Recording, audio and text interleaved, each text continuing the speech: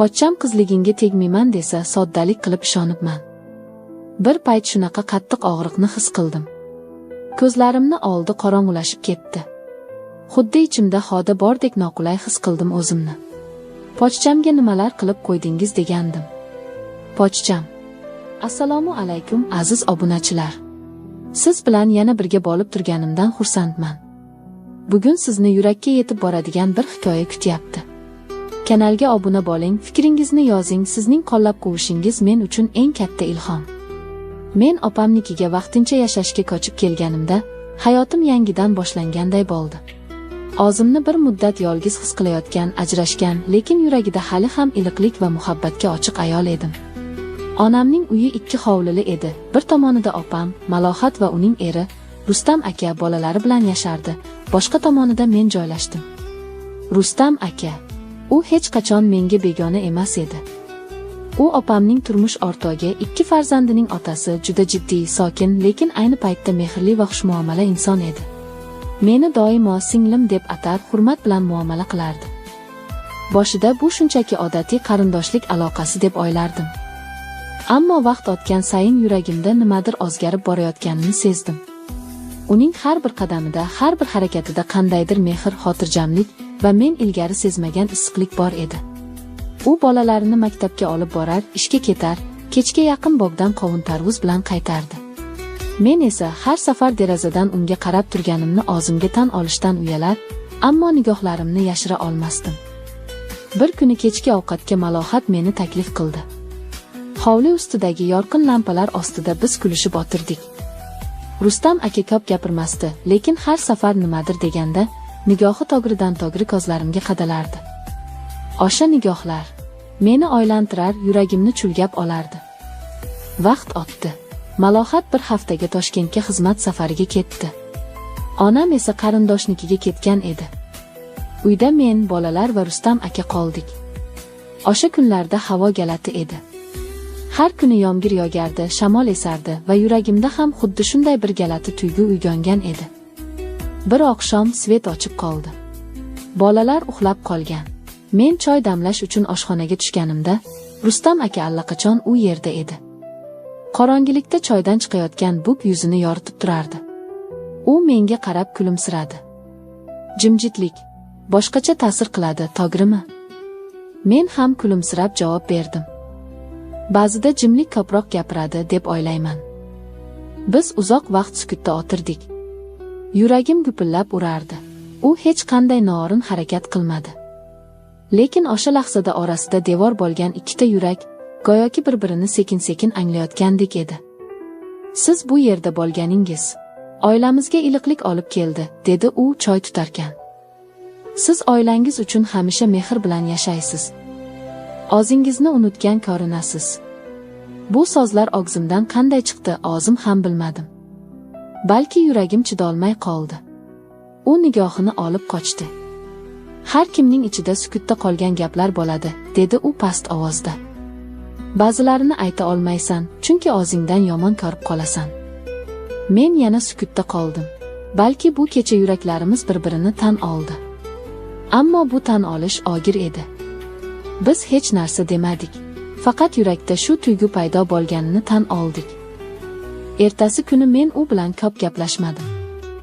Uni ko'rishdan qochdim. Bu halollik edi o'zimga nisbatan.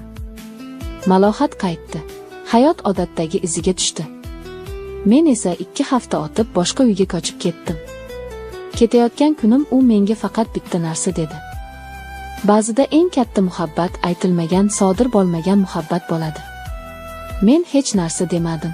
Unga qaradim, lekin ko'zlarim yoshga to'la edi. Yuragimda esa shu so'z yondi. Seni ko'nglim tan oldi, ammo hayot rad etdi. Yangi uydagi hayot boshqacha edi. Yolg'izlik meni tinimsiz quchoqlardi.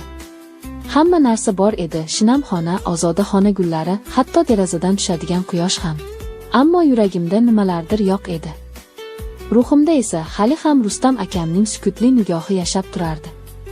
U bilan hech qanday gunoh sodir bo'lmagan bo'lsa-da, men o'zimni gunohkor his qilardim. Chunki yuragimda boshqa bir ayolning eriga nisbatan begona emas, balki qadrli inson sifatida tuyg'u paydo bo'lgandi. Bu esa meni ichimdan yeb bitirar, Har tong uyg'onishim bilan ko'ksimda bir boygiq tuyg'uni his qilardim. Vaqt o'tdi. Oylar o'tib men ishga joylashdim. Kitob do'konida ishlay boshladim.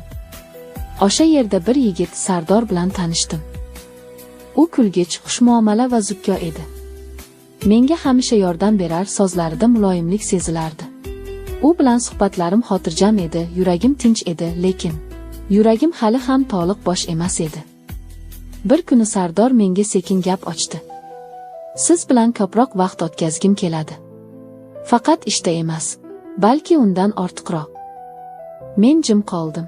So'zsiz qalbimda Rustam aka bor edi. Ammo bu tuyg'u aytilmagan, tan olinmagan va amalga oshmagan edi. Men hayotda bor bo'lmagan hisni ushlab, borligimni qurbon qilayotganimni angladim. Oradan bir oy o'tib Sardor menga sovchi yubordi.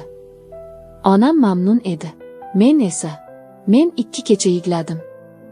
Qarangki, men hali ham yuragimda bir odamga joy ajratganman. U esa menga bir kun ham men seni sevaman demagan. To'yga tayyorgarliklar ketayotgan pallada men opamnikiga bordim. U meni bagriga bosdi. Bolalari ulgaygan, Rustam aka esa endigina ishdan qaytgan ekan. Uni ko'rib yuragim yana gupillab urdi. "Salom singlim, qayerda yuribsan?" dedi u yuzida iliq tabassum bilan. "Ish, to'yga tayyorgarlik, hayot." U bir zum jim qoldi, keyin sekin: "Sizni ko'rganimga xursandman. Balki bu bizning oxirgi ko'rishimizdir." Bu so'z yuragimni teshib o'tgandek bo'ldi. Men u tomonga qaray olmadim. Yuragimda bir nido chiqdi. "Ne sabab sen mening emasligingni taqdir erta hal qildi." O'sha oqshom ketdim. Yuragim yomon ezildi. To'y kuni kelganda men uzoq o'yladim. Sardor yaxshi yigit, lekin Rustam qalbimda muhrlangan odam edi. To'y o'tdi. Yangi hayot boshlandi. Men urindim, chin dildan urindim sevishni, unutishni, yaxshi ayol bo'lishni. Sardor meni sevdi. Men unga yomonlik qilmadim. Ammo yuragimdagi bir burchak hali ham Rustam akaning ovozi bilan to'lib turardi. 3 yil o'tdi. Bolam tugildi. Hayotim tinch edi. Men ona bo'ldim, turmush o'rtog'im bilan birga o'z uyimizda yashardik. Lekin bir kun ijtimoiy tarmoqda tasodifan opamning postiga ko'zim tushdi. Rustamning yuragi to'xtadi. Janoza bugun soat 14 da. Ushbu jumlalarni ko'rib yuragimdan nimalardir uzilib tushdi. Nafasim qisildi. Yig'lashga ham majolim yo'q edi. Ichimdan faqat bitta narsa o'tardi. U meni sevardimi? Men unga kim edim? Nega aytmadik? Janozaga borolmadim. Yuragim ko'tara olmadi. Lekin kechqurun bolamni quchoqlab o'tirarkanman, ko'zlarimdan yosh sizib chiqdi. Balki u ham shu damda osmonda menga qarab turgandir. Sukutda yana o'sha nigohi bilan